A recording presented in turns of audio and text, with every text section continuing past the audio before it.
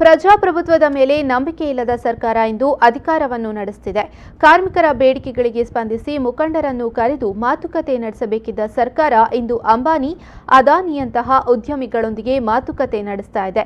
ಕೇಂದ್ರದಲ್ಲಿ ಅಧಿಕಾರ ನಡೆಸುತ್ತಿರುವ ಬಿಜೆಪಿ ಬಂಡವಾಳಗಾರರ ಗುಲಾಮಿ ಸರ್ಕಾರ. ಈ ಲಜ್ಜೆಗೆಟ್ಟ ಸರ್ಕಾರ ಎಷ್ಟು ಬೇಗ ತೊಲಗುತ್ತೋ ಅಷ್ಟು ಬೇಗ ಕಾರ್ಮಿಕರಿಗೆ ಮುಕ್ತಿ ಸಿಗುತ್ತದೆ ಎಂದು ಸಿಐಟಿಯು ಜಿಲ್ಲಾ ಪ್ರಧಾನ ಕಾರ್ಯದರ್ಶಿ ಸುರೇಶ್ ಕಲ್ಲಾಗರ ಗುಡುಗಿದ್ರು.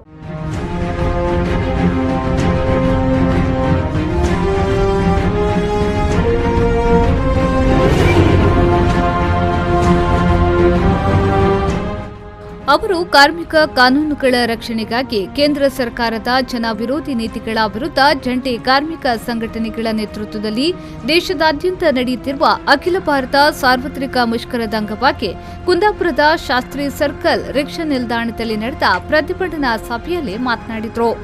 ಬಂಡವಾಳಗಾರರ ಗುಲಾಮಿ ಸರ್ಕಾರ ಇವತ್ತು ಅಧಿಕಾರದಲ್ಲಿದೆ.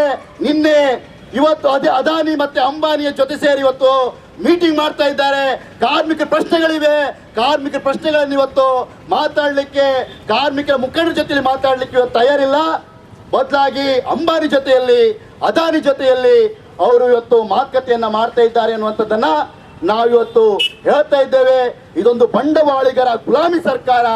ಈ ಸರ್ಕಾರ ಎಷ್ಟು ಬೇಗ ತೊಲಗುತ್ತೋ ಅಷ್ಟು ಬೇಗ ಈ ಕಾರ್ಮಿಕರಿಗೆ ಇವತ್ತು ಮುಕ್ತಿ ಸಿಗುತ್ತೆ ಅನ್ನುವಂಥದ್ದನ್ನು ನಾವು ಕೇಳಬೇಕಾಗಿದೆ. ಕಾರ್ಮಿಕ ಮುಖಂಡ ಎಚ್ ನರಸಿಂಹ ಅವರು ಮಾತನಾಡಿ, ಕಾರ್ಮಿಕರ ಪರವಾದ ಕಾಯ್ದೆ ಕಾನೂನುಗಳನ್ನು ರೂಪಿಸಬೇಕಿದ್ದ ಸರ್ಕಾರ ಕಾರ್ಪೊರೇಟ್ ಕಂಪನಿಗಳ ಪರ ಕಾನೂನುಗಳನ್ನು ರೂಪಿಸಿ ಇಡೀ ದೇಶವನ್ನ ಕಾರ್ಪೊರೇಟ್ ಕಂಪನಿಗಳಿಗೆ ಲೂಟಿ ಮಾಡಲು ಅವಕಾಶ ಮಾಡಿಕೊಟ್ಟಿದೆ.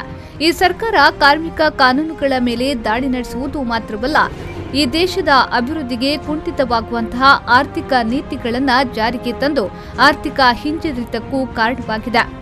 ಕೇಂದ್ರ ಸರ್ಕಾರ ತನ್ನ ನೀತಿಯನ್ನ ಬದಲಾವಣೆ ಮಾಡಿಕೊಳ್ಳಬೇಕು ಎಂದು ಆಗ್ರಹಿಸಿದ ಅವರು, ನೋಟು ನಿಷೇಧ, ಜಿಎಸ್ಟಿಯಿಂದ ದೇಶದ ಕೈಗಾರಿಕೆಗಳು ಬಿಕ್ಕಟ್ಟಿನ ಸ್ಥಿತಿಯಲ್ಲಿದೆ.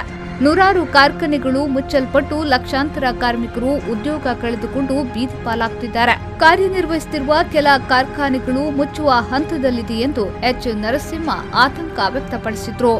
ಬಹಳ ಮುಖ್ಯವಾಗಿ ಕಳೆದ 3 ವರ್ಷಗಳ ಹಿಂದೆ ನೋಟು ನಿಷೇಧ ಮಾಡಿದ ಲಾಗಾಯತಿನಿಂದ ಜಿಎಸ್ಟಿ ಜಾರಿ ಮಾಡಿದಂದಿನಿಂದ ಇಡೀ ದೇಶದಾದ್ಯಂತ ಇವತ್ತು ಕೈಗಾರಿಕೆಗಳು ಬಿಕ್ಕಟ್ಟಿನಲ್ಲಿವೆ.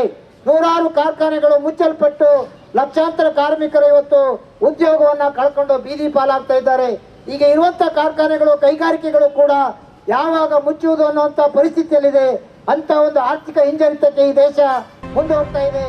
ಪ್ರತಿಭಟನಾ ಸಭೆಗೂ ಮುನ್ನ ನೂರಾರು ಸಂಖ್ಯೆಯಲ್ಲಿ ಜಮಾಯಿಸಿ ಕಾರ್ಮಿಕರು ಶಾಸ್ತ್ರಿ ವೃತ್ತದಿಂದ ಹೊಸ ಬಸ್ ನಿಲ್ದಾಣದ ಮಾರ್ಗವಾಗಿ ಪಾದಯಾತ್ರೆ ನಡೆಸಿ ಕೇಂದ್ರ ಸರ್ಕಾರದ ವಿರುದ್ಧ ಘೋಷಣೆಗಳನ್ನು ಕೂಗಿ ತಮ್ಮ ಆಕ್ರೋಶವನ್ನ ಹೊರಹಾಕಿದ್ರು. ಪ್ರತಿಭಟನೆಯಲ್ಲಿ ಇಂಟೆಕ್ ಕುಂದಾಪುರ ತಾಲೂಕು ಅಧ್ಯಕ್ಷ ಲಕ್ಷ್ಮಣ್ ಶೆಟ್ಟಿ, ಇಂಟೆಕ್ ಮಾಣಿ ಉದಯ್ ಕುಮಾರ್, ಸಿಐಟಿಯುನ ಮಹಾಬಲ ಒಡೆರ ಹೋಬಳಿ, ರಾಜು ದೇವಾಡಿಗ, ರವಿಎಂ ಮೊದಲಾದವರು ಪಾಲ್ಗೊಂಡಿದ್ರು. ಶ್ರೀಕಾಂತ್ ಹೆಮ್ಮಾಡಿ, ವಿ4 ನ್ಯೂಸ್ 24/7 ಕುಂದಾಪುರ.